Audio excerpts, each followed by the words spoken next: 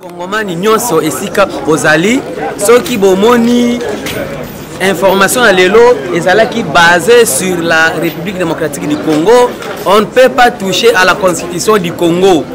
Constitution oyo Resimu Kendi akufelaka, Thérèse Kapangala akufelaka, oyo IDPS alobaki keno eza meilleure constitution na monde. L'élo les mêmes IDPS veut diaboliser les gens pour changer constitution. Alors les Congomani dit non, non, non.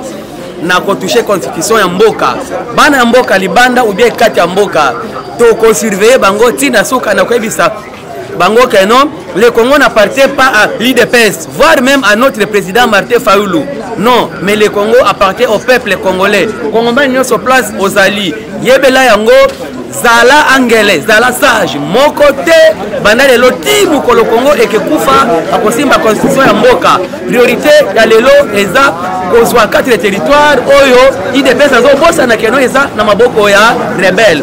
Priorité eza servir peuple congolais mais priorité ezalité ya kolongola constitution va changer yango. Dites-nous quel article qui vous a permis de ne pas servir le peuple congolais? Dites-nous quel article oyo ekale bino bo wele la te ba territoire o nyonso eza na maboko ya peuple yango to lobi boye les hommes passent les institutions restent. Mais c'est Kabuya mise à garde, le Congo n'appartient pas banda le loti lobby mais le Congo appartient à l'IDPS. Donc surveiller bino tina suka ne touchez pas à la constitution du Congo voulu ou pas bato libanda pe bato mboka to pesi merci na diaspora nyonso na manifestation na yeya la fois passée na kofongola peuple congolais misu. On répète, les hommes passent, les institutions restent. Comme Kabila avait passé, la constitution était là. Tous les présidents ont passé, ils ont essayé de respecter le pouvoir du peuple. Ndenge pe IDPS akoleka. Boyete. Oyebisi peuple zala angele. En peu de temps tokosila nana IDPS akozala liba. Tokozala na posa tokoma na de sénateur en vie. Boyete. Na ndenge ya mabete ndeko Chilombo akozala sénateur, ndeko Kabila pe azali sénateur. Ingeta. Merci. Papa journaliste, merci na bino bapandi sango.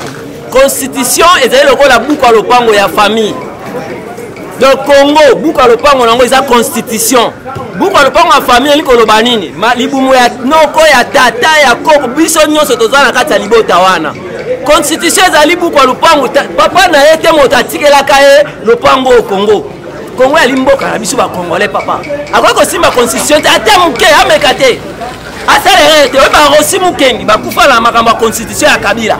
Bakapangala bakufa la constitution. Na moni ndeko Chilombo ba amu ale kuna na este koki ete. Yango alinga zo ma constitution all. Akanisa lolenga nini akomaki wana. Bango mo bazoleka na kati etando tambo bazo ba nomination na bango nde ba nomaki. Élection ya 2018 ao. Elekana malamu te. To moni ndeni ko ba Kongomani do votaka na ndenge ba yaka kotela bito sutuki na tongo to moni ekomi ndeko Chilombo. Ah, on a 2023 simulacre, ndenge ba machine ibami ba biloko nyonso. Tomoni to bazobate papa. To ba ngombe te na kati ya batwa ngombe ozo bakati mutu mosusu ya leki bakati mutu. Te. A préparer malamu. Kabila boloba ke Kabila za étranger, Kabila ana moto awate. Mais yo Chilombo amona mboko ana famille wa bande kwawa. Lokola yo lobiso to bimina nzela to aussi ana IDPS. To bimina na nzela. Yeba ngoke ndeko Chilombo to ko bima. Donc si la peine à IDPS, babima, on peut compter le nombre, c'est facile à compter le nombre de militaires IDPS, c'est facile à compter le nombre de militaires SID. Mais ce n'est pas facile à compter le peuple congolais. Le col a eu au lobby, qui est autant mobile, aux Congolais de Konanga, au lobby était au Kobima vieille, au Bonsani vieille. Papa tient à Kenda, à Tikala Konya, il sera à Tikala Congo. Abisaka ke ba Congolais ande IDPS pona ko bimanzela lokola mwa groupe ya bato ke no sangisa kuna na Kisangani okenoko babiloba loba tangu to alaka to bando ke na Sainte Thérèse kende ko loba na Sainte Thérèse esika to kendaka okende te mpo nani okende na point moko oluki quelques militants na yo na badrapelo oke koloba biloba bavie oyo eza Congo tokosilana na yo ntango tozokende toyeke tokosilana na yo epekisa Félix atravaille malamu mpona intérêt général ya peuple congolais eye na article moko te ezopekisa Félix atonga bopito banzela quel courage ya bato ya UDPS mpo bokomi na suka botikela biso Congo na 2028 na 2018 oprêta serment na condition or na 2023 idem mais na mandat na ekomi na suka wana poso changer cause on dit non et archi faux konso ya mboka yango konso ya des professeurs d'université basala ngo na Kisangani yo koto kendaki kosangisa ba Congolais oyo bisango eza konso ya ba bergerant to comprendre mo wana eza ya ba étranger te papa Etienne Tshisekedi apreta serment na 2011 na constitution oyo konso ezopekisa Félix te otonga bopito otonga ba Congolais basada bien otonga ba Congolais banzela bien on dit non tu es compétent. Merci beaucoup. Félix Tshisekedi à Kisangani. D'abord, ou de primes abord, comment il peut nous tromper que c'est une constitution de belligérants qui a été composée ou écrite à l'étranger. Ça c'est faux et archi faux. Pendant que nous avons suivi des grands experts qui ont rédigé ces constitutions, ils ont démenti par rapport à ce que M. Félix venait de dire. La constitution a été rédigée par les Congolais. Parmi, il y a des grands professeurs. Il s'est contredit de lui-même. Alors, à dire qu'il va changer la constitution, plus précisément, rien que pour ce qui concerne les mandats du chef de l'État, ça c'est une façon de chercher la guerre dans notre pays. Le président Martin Fayulu a prôné la cohésion nationale. Comment se fait-il qu'il peut boycotter ça? C'est ça qui unit le peuple congolais. Mais aujourd'hui, il dit que non, c'est la constitution qui me bloque. Madame, je vais vous poser un peu la question. Vous qui êtes vraiment un peu développé par rapport à nous, ça c'est clair. Est-ce que c'est la constitution qui a permis à M. Félix d'organiser les élections? Que celui-là, et après Kadam en profite et récupère les territoires. Parce que Nanga a déjà menacé de déclarer l'indépendance des territoires qu'ils occupent. Est-ce que Félix ne serait pas en train de jouer le Kagame? Pendant que nous, l'opposition, nous disons unité pour gagner la guerre, lui il dit division pour changer la constitution. Ce n'est pas au propre. Ce n'est pas le moment. Voilà pourquoi le peuple dit ça ne passera pas. Son père, Etienne Tshisekedi Lumumba, docteur en droit, avec son père Etienne Tshisekedi Lumumba, docteur en droit, avait prêté serment sur la même constitution en 2011. Lui-même, M. Tshisekedi, à deux reprises, a prêté serment sur la même constitution en jurant de la protéger. Et aujourd'hui, pour s'interniser au pouvoir, comme il est à ses proches, il va faire plus de 20 ans. Il veut changer la constitution. Et vous croyez que la République va se soumettre au caprice de Tshisekedi? Ça ne passera pas. S'il ose, Tshisekedi va fuir.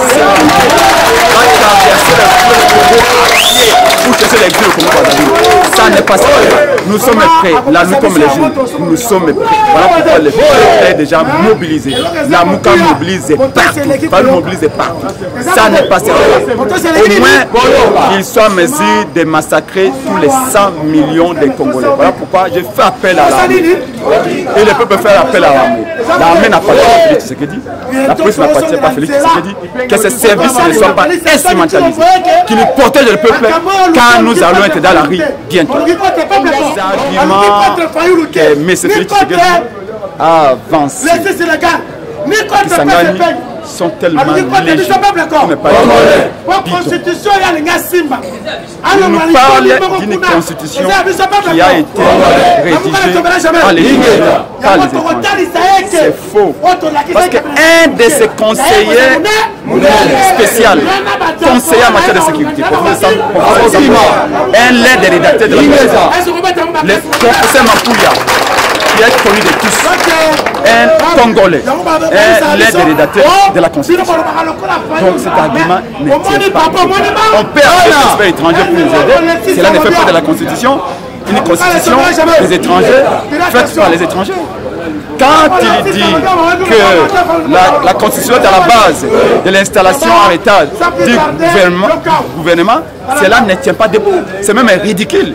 Car s'il veut que le gouvernement qui viendront après lui puisse être installé à temps, eh bien, il faut tout simplement découpler l'élection présidentielle des élections législatives nationales et provinciales. Et pour cela, il faut tout simplement changer la loi électorale. Donc, on n'a besoin d'aller changer la constitution ou modifier un seul article de la constitution. Donc, voyez-vous, quand il parle que la constitution permet à ce qu'un président qui serait traître, qui arrive au pouvoir, puisse céder une partie du pays à un autre pays, il oublie que la même constitution dit que aucune cession de la terre du Congo ne peut se faire sans référendum. Et donc le peuple est un verrou important. Si jamais vous avez un fou qui arrive au pouvoir et qui trahit la nation et qui vend une terre du Congo, cela doit se passer par les référendums. Et le peuple ne l'acceptera pas. Donc le peuple ne votera pas pour cette vente ou cette cession de la terre. Ce qui fait que tous ces...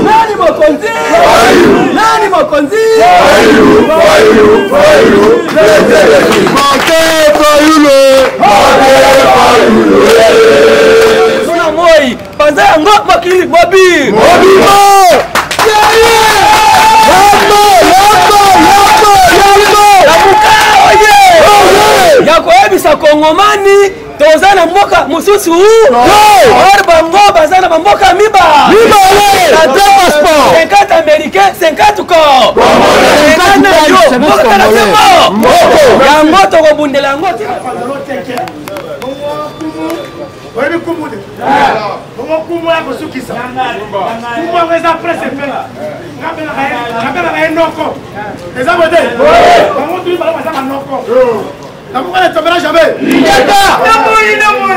mais Azali hiérarchie à parti. Tant qu'on a la parole, tu peux être la question de maman. Namuka oye, oye koya, oye koya. Très bien, vous bêtez sous ma boue. Melo na Tongo, Banda na uka pas président élu, et c'est là qu'est important. Toya pour naya ko insister sur le Kamoko. Là sûr aussi vous remarquer, bah bois quel bisonnette na mai, babani ba moko loba oh, bani ba changer constitution. Wana bomoni. Wana bomoni. Là sûr prince a koloba yango mbali belé et puis ça bani ko mobiliser bino depuis des semaines. Oui bien. Et là qu'on a mis sa bino boy. Bokeba na mukua bazope sambwa. Pour ba distraire. Ndeko Chilombo yebi que makamba constitution ko changer et ko simbaka te. Merci.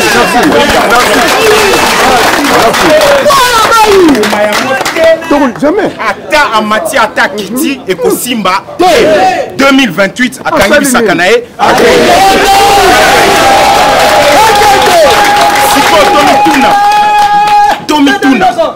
Na idée na bango tang bazali ko balobi constitution oyo ezali ko refléter ba réalité ya Congo te. Nde batunyo so bagimba yeba ba réalité ngo ya Congo ya sika eza wapi o constitution oyo ezali ko refléter. Peut-être qu'à Bossani, peut-être qu'à Bossani. Ba réalité ya Congo ezali. Toza na maïté, toza na couranté. Nzele zate, misale zalité. Guerre Kolia. Misale zalité. Oh tokoki kolona. C'est important que 3 milliards par an.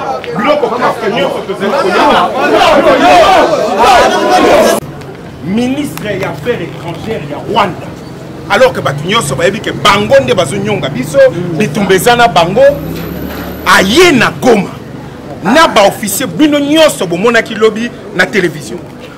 Gouverneur militaire ayambie akateli salut ndenge nini ozwi image wana omemi yango epa bana olobi ministre oyo mboka na ye moto ezaka agressé biso général oyo azali gouverneur militaire na cadre état de siège ye moto azali kosala que mboka koto ekoya te me ye moto ayambi epe akateli salut bomonaki bino nyonso ndenge abake koseka ndenge ministre rwandais wana ya affaires étrangères azoseka mpo bayambi ye na gouverneur militaire nayebisi bino bana mboka avant nasilisa makambo nazoyebisa bino tofungola misu babokeli biso mkuu ya kote oyo biso tozobundaka mpo na constitution kote oyo bamboka ezokende tozokomprendre lisusu eloko moko te bolobi toza na bitumba tosala boye te bolobi toza na bitumba musicien bino nyonso boyebi ngai naza d'abord musicien moko te akende na rwanda parce que soki ake kuna aza patriote te ni te sikoyo rwandais mokonzi monene ya rwanda ye moko ministre affaires étrangères aye okomona bamuya ya bazoganga kuna eza barwandais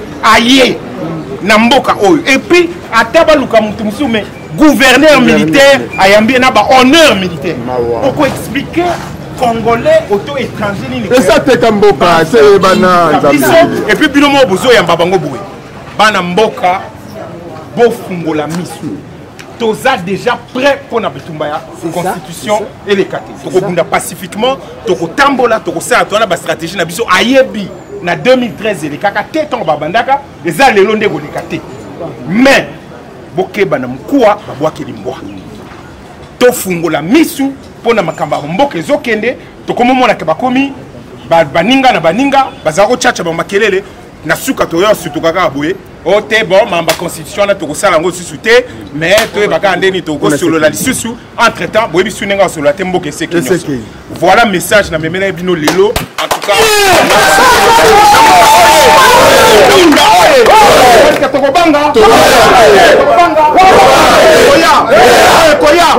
merci pour la vie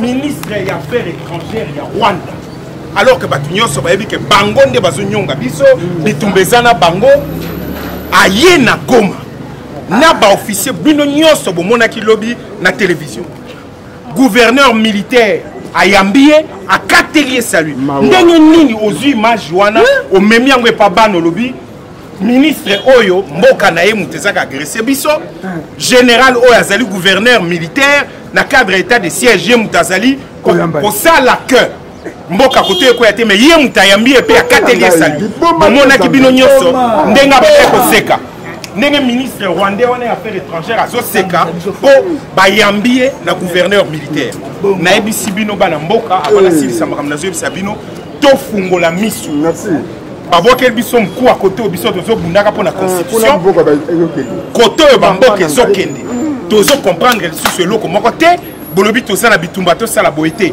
bolobi toza na bitumba musicien bino nyonso boyebi ngai naza d'abord musicien moko te akende na rwanda parce que soki ake kuna aza patriote te ni te sikoyo rwandais mokonzi monene ya rwanda ye moko ministre affaires étrangères aye okomona bamuya ya bazoganga kuna eza barwandais aye na mboka oyo et puis ata baluka mutu mosusu me gouverneur militaire ayambi na bahonneur militaire oko expliquer congolais auto étranger nini esa teka mboka se bana et puis bino mo bozoyamba bango boye bana mboka bofungola misu toza déjà prêt pour na bitumba ya constitution elekate tokobunda pacifiquement tokotambola tokosala tona ba stratégie na biso ayebi na 2013 elekaka te ntongo babandaka eza lelo nde koleka te mais bokeba na mkuwa babwakeli mbwa tofungola misu mpo na makambo ya mboka ezokende tokomomonaka bakomi baninga na baninga bazala kochacha bamakelele na suka toyosu tokaka boye o te bon mamba constitution na tokosala yango lisusu te mais toyebaka ndeni tokosolola lisusu entre temps boyebi su ndenge osolola te mboka eseki nyonso voilà message na memela bino lelo en tout cas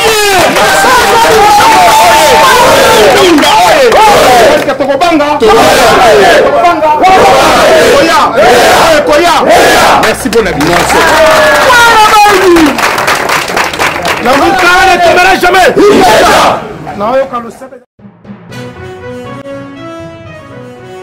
je ne peux